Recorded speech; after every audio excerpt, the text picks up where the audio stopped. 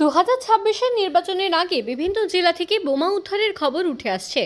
বাদ পড়েনি মুর্শিদাবাদের জেলার বিভিন্ন বিধানসভা কেন্দ্র।